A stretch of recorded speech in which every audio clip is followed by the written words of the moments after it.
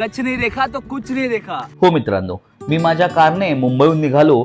सलग 600 kilometre drive नंतर अहमदाबादला रात्रीचा मुक्काम केला. दुसऱ्या दिवशी अजून 350 किलोमीटरचा प्रवास करून थेट रण उत्सव टेंट सिटी गाठली आणि तिथे काय सांगू, भव्य पारंपरिक स्वागत, ढोल ताशाच्या तालावर पारंपरिक संगीत आणि माझे नेहमीचे मुंबई गणपतीवाले स्टेप. एकूण काय तर परंपरागत स्वागताने आम्हाला अक्षरशः भारावून टाकलं आणि मजेला सुरुवात झाली. अशी अनेक टेंट क्लस्टर्स होते तिथे आणि त्यातला एक होता माझा टेंट. इतका प्रशस्त, क्लासी आणि सुपर कूल टेंट असेल याचा विचार स्वप्नात सुद्धा केला नव्हता.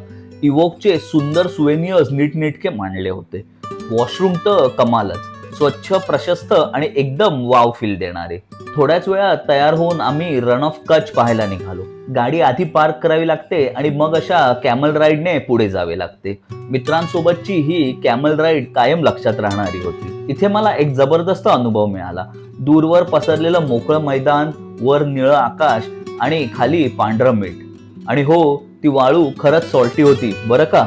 इथे पॅरामोटरिंग सुद्धा करता येतं.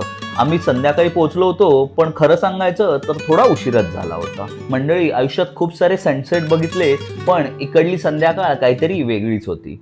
म्हणून संध्याकाळ पूर्ण अनुभवता न आल्याने पुढच्या दिवशी म्हणजेच डे 2 ला पहाटेच आम्ही पुन्हा इथे पोहोचलो. मन भरावून टाकणारं वातावरण होतं खरंच. इथे येताना तुमचा बेस्ट आउटफिट नक्की घालून या. सनराईज पाहून मी प्रचंड इम्प्रेस झालो आणि रन ऑफ कच्छ मध्ये झालेली ही सकाळची वॉक कायम लक्षात राहील. चला आता तुम्हाला इवोकच्या रण उत्सव टेंट सिटीची सफर घडवतो. टेंट सिटीचे व्यवस्थापन गुजरात टुरिझम कडून अत्यंत व्यावसायिक पद्धतीने केले जाते. त्यामुळे दर्जा, सुरक्षितता आणि आराम यांचा सर्वोच्च स्तर राखला जातो. डोरडो रण उत्सव हा गुजरात टुरिझम मध्ये अधिकृतपणे आयोजित व क्युरेट केलेला उत्सव असून इथे तुम्हाला खऱ्या अर्थाने स्थानिक संस्कृतीचा अनुभव मिळतो. इथे फिरण्यासाठी बग्गी किंवा टॉय ट्रेनचा वापर करता येतो. कलात्मक सजावट आणि आर्ट एलिमेंट्स खूपच अप्रतिम आहेत. तसंच इथे स्पा आहे, तसेच मित्रांसोबत चिल करण्यासाठी इंडोर गेम्स आणि पूल सुद्धा आहे. कॅफे देखील आहे, त्यामुळे किड्सना सिटी स्टाईल फूड नक्कीच मिस होणार नाही. आणि हो, इथे भरपूर शॉपिंग करण्याची संधी पण मिळते. पॅकेज मधील जेवणाची वेळ आली की इवोक खरंच सुपर इम्प्रेस करतं. पारंपरिक गुजराती खाद्यपदार्थांचा हळूवार समृद्ध बफे डोळ्याचं समाधान तर करतोच, पण मनही पूर्णपणे तृप्त करतो. अत्यंत स्वच्छ, चविष्ट आणि दर्जेदार फूड तुम्हाला इथे मिळतं. डे 3 ला आमची स्वारी गांधीनुधामकडे निघाली. इथे खूप छान शॉप्स असून तुम्ही पारंपरिक वस्तूंची मस्त शॉपिंग करू शकता.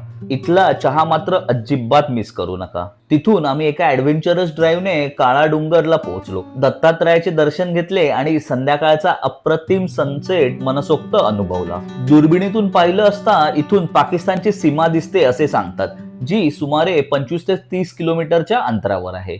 रात्री आमच्या ग्रुप सोबत कॅम्पफायरचा अनुभव घेतला, गप्पा मारल्या, अनुभव शेअर केले आणि एकूणच धमाल झाली.